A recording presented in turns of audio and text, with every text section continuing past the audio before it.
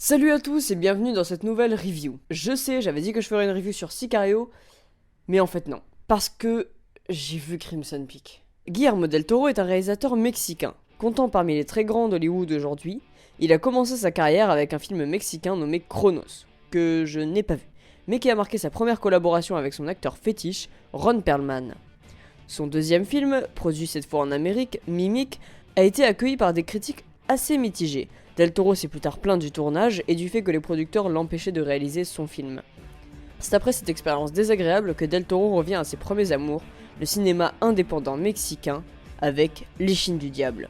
Et waouh, ce film est un chef-d'œuvre. C'est réellement le meilleur film de Del Toro. Enfin, un film se passant dans un orphelinat pendant la guerre civile espagnole et avec des fantômes. Un magnifique film très poétique. Après un accueil critique très positif, Hollywood revient vers Del Toro pour la suite de Blade. En sortira un film d'action très esthétique, encore meilleur que son prédécesseur, merci Guillermo. Après cette expérience réussie du côté du comic book movie, Del Toro continuera dans cette voie en adaptant Hellboy au cinéma. Et oui, Hellboy, c'est lui. Il accoucha donc d'un film très sympathique et très beau visuellement dans la lignée de Blade 2, bien qu'un peu moins sombre. Après ces deux grosses productions américaines, Del Toro revient encore du côté du cinéma indépendant mexicain, avec un petit budget de 19 millions pour réaliser El Laberinto del Fauno.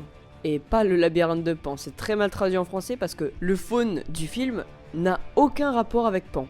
Et ça a été déclaré par Del Toro lui-même. Ce film, sorti en 2006, est donc acclamé par la critique et les fans du cinéma fantastique. J'ai donc voulu le découvrir il y a quelques semaines pour me préparer à Crimson Peak.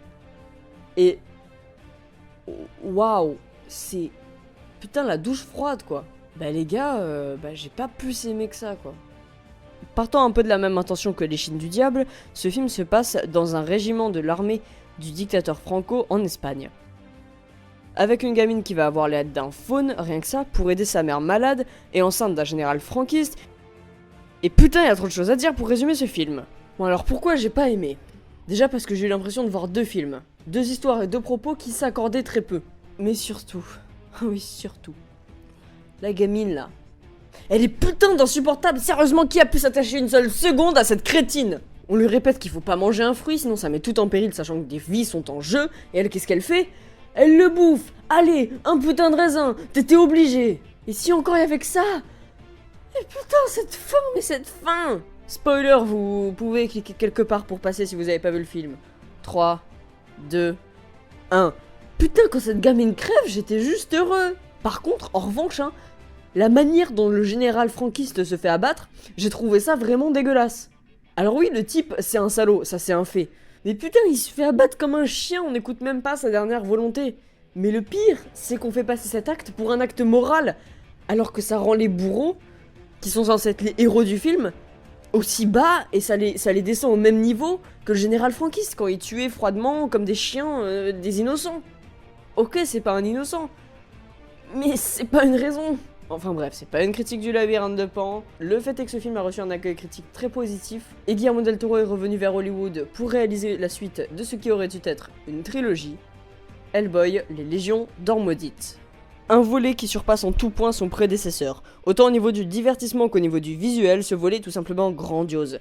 C'est le premier, puissance 1000. Après un résultat pas à la hauteur malheureusement au niveau du box-office, le troisième opus tombe un peu dans les limbes. Pendant quelques années, il va travailler sur un diptyque du Hobbit pour le réaliser, mais le projet n'avançant pas, Del Toro l'a quitté. Il sera finalement repris un an plus tard par Peter Jackson et transformé en trilogie. D'ailleurs, c'est vraiment dommage, ça aurait été sans doute beaucoup mieux si c'est Guillermo del Toro qui l'avait fait. C'est 5 ans plus tard que Del Toro repasse derrière la caméra pour réaliser un de ses rêves, faire un gros film hollywoodien de kaiju. Et donc né Pacific Rim. Un film absolument jouissif et bien plus intelligent que ce que certains veulent faire croire. Et puis voilà, c'est un Del Toro, vous commencez à savoir comment je vais le qualifier. Grandiose, visuellement magnifique et très bien réalisé. Et c'est 2 ans plus tard qu'il accouche de son nouveau film, un film d'épouvante avec un casting 5 étoiles, Crimson Peak. Crimson Peak est donc réalisé par Guillermo del Toro, avec au casting Mia Wasikowska, Tom Hiddleston, Shirley Hunman et Jessica Chastain. Crimson Peak raconte l'histoire d'Edith, une jeune fille ayant vu lorsqu'elle était petite le fantôme de sa mère. Plusieurs années plus tard, alors qu'elle tente de faire éditer son premier roman, son chemin va croiser celui de Thomas Sharp, un jeune baronnet cherchant à trouver investisseur pour construire une machine qui permettrait d'extraire de l'argile rouge chez lui, en Angleterre. Les deux jeunes gens vont tomber amoureux puis se marier, avant d'aller vivre en Angleterre chez Thomas et sa sœur. Dans cette maison, Edith sera confrontée à d'étranges phénomènes et autres apparitions de fantômes qui la feront douter de son mystérieux mari et de la sœur de celui-ci. Crimson Peak, je l'attendais sans l'attendre. Je l'attendais parce que c'est Guillermo del Toro et que ce mec est un grand, mais l'attente n'était pas si grande que ça parce que je l'entretenais pas. J'ai volontairement évité toute la promotion du film, dont les bandes annonces. Et au final, que vaut donc ce Crimson Peak ? Eh bien, beaucoup plus que certains le disent. Commençons tout d'abord par un point Camille. Tout le monde d'accord ? L'image. Ce film est putain de magnifique. Déjà, ce qui saute aux yeux, c'est que Del Toro est un de ces derniers réalisateurs à Hollywood qui utilise encore vraiment les couleurs et toutes leurs nuances. Il suffit de voir les personnages. Les frères et sœurs Sharp sont tous deux habillés en foncé et ont des cheveux d'un noir de jet. Bon, ça représente, vous l'aurez compris, le mal, le côté sombre, mystérieux des personnages. Là où Edith, elle, a les cheveux blonds, et d'ailleurs ses cheveux sont très mis en avant durant tout le long métrage. Et surtout, elle s'habille toujours systématiquement en blanc ou en jaune, couleur qui représente sa pureté ou son innocence. Et d'ailleurs, c'est pas pour rien que quand elle perd justement cette innocence, elle va se retrouver le visage blanc couvert de sang. Lors des scènes d'épouvante, les lieux de l'action sont souvent éclairés soit en bleu très foncé, soit en rouge et vert. L'inspiration qui saute tout de suite aux yeux, bien sûr, avec ses longs couloirs rouges et verts, c'est Suspiria de Dario Argento. Et plus pour la composition des plans, mais ça c'est plus discutable, j'avouerai que j'y ai vu un peu de La Belle et la Bête de Cocteau. Une autre brillante idée au niveau des couleurs, c'est que le manoir Sharp est situé sur une hauteur et qu'il est entouré de neige. Et à une certaine période de l'année, l'argile rouge que justement Thomas veut exploiter ressort de la terre et tache la neige blanche. Et ça fait comme des immenses taches de sang. Et c'est magnifique, comme quelque chose de trouble dans cette pureté.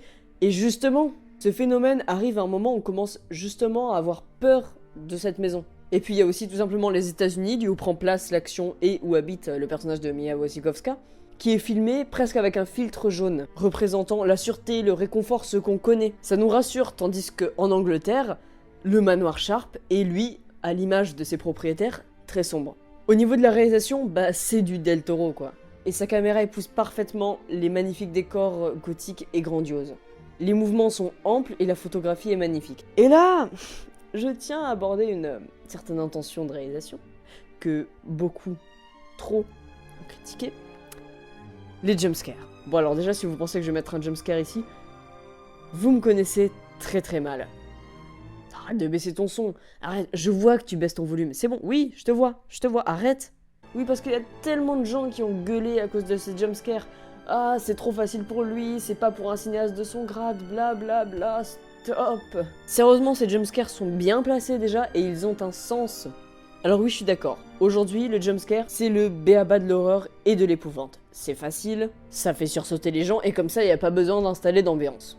C'est pas parce qu'il est généralement très mal utilisé qu'il faut cracher sur tous les jumpscares. Et surtout pas sur ceux qui sont bien faits et qui se foutent pas de ta gueule. Et ici, les jumpscares sont tout à fait justifiés, et ce pour deux raisons. Déjà parce que derrière ça, il y a une vraie ambiance. Del Toro ne les met pas du tout par fainéantise et construit toute une ambiance inquiétante autour. Et ça se passe autant visuellement par la mise en scène que musicalement. Mais surtout, les jumpscares ont un putain de sens. On a tous remarqué que les jumpscares étaient dans la première partie du film. Pourquoi, à votre avis ? Pourquoi il y en a plus après ? Parce qu'au début, on met des jumpscares sur les fantômes pour jouer sur l'effet de surprise du personnage principal, car elle ne connaît pas l'existence de fantômes. Donc ça lui fait peur. Et la mise en scène va tout faire pour que nous aussi, on soit surpris par ça, parce que la majorité du film, la grosse majorité du film, se place sous le point de vue d'Edith. On découvre donc les fantômes avec elle, et les jumpscares sont là pour appuyer l'effet de « Oh putain, il y a vraiment un fantôme !» Et après qu'elle soit sûre que les fantômes existent, il y a encore quelques jumpscares. Et ça aussi, c'est explicable. C'est parce qu'on ne sait pas encore ce que veulent les fantômes, on ignore leur but, on ne sait pas s'ils veulent le bien ou le mal du personnage principal, on ne sait pas qui ils sont, donc il y a encore beaucoup de mystères. Le personnage principal a encore peur d'eux, alors nous aussi. Et une fois que le mystère sur les fantômes est soulevé, eh bien hop, c'est fini. Plus de jumpscare. Comme quoi, quand c'est bien utilisé, ça peut être un vrai parti pris de réalisation. Bon, tout ça va me permettre d'enchaîner sur un autre point. Les fantômes. Comme chaque créature de film de Del Toro, elles ont toutes un design unique et très travaillé. J'aime particulièrement le fantôme rouge, interprété par Doug Jones, avec sa tête complètement défoncée et ses côtes qui ressortent. L'idée c'est que les fantômes sont comme ils étaient au moment où ils sont morts. Et ces fantômes sont vraiment très beaux. Ils paraissent presque réels, mais sont légèrement transparents. Leurs mouvements sont parfaits, inquiétants à souhait. Parfois très fluides, parfois hachés, et parfois très rapides. T'as vu, je fais le fantôme là. Mais attention, Crimson Peak n'est pas un film de fantômes, c'est un film avec des fantômes. Le film est également très bien rythmé et ne met pas du tout sa romance de côté. Ni ne la traite comme une obligation de mettre une romance dans un film hollywoodien. Tout le film se construit autour de cet amour, et on y croit. Et comme tout bon film d'épouvante, le récit fait parfois des pauses pour apprécier quelques moments de soulagement. En témoigne une magnifique scène de valse vers le début du film, avec une caméra virevoltante autour des danseurs, mais en témoigne également une scène vers le milieu du film, où Edith et Thomas quittent le manoir pour une nuit, pour d'ailleurs une magnifique scène d'amour, et où l'on sent s'évacuer toute la pression accumulée par les personnages, mais aussi par nous, les spectateurs. À l'exception de Charlie Hunnam qui a un rôle secondaire et de Doug Jones qui a carrément un rôle tertiaire, d'ailleurs 2 rôles tertiaires, il interprète 2 fantômes dans le film, il me semble bien que tout le casting fait sa première fois dans un film de Guillermo del Toro, et à commencer par Mia Wasikowska, qu'on avait pu voir dans le film Alice au Pays des Merveilles de Tim Burton, mais ce film c'est pas vraiment la référence quoi.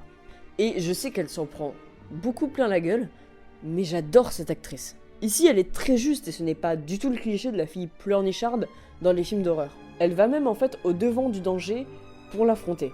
C'est un personnage très attachant, d'une part pour sa naïveté qui d'ailleurs n'empêche pas sa force, et d'autre part pour l'interprétation de l'actrice. Bon, on va pas se mentir, l'acteur que tout le monde attendait dans ce film, c'était Tom Hiddleston. Un acteur montant qui avait brillé en Loki dans Thor et Avengers, et qui joue ici le mystérieux Thomas Sharp.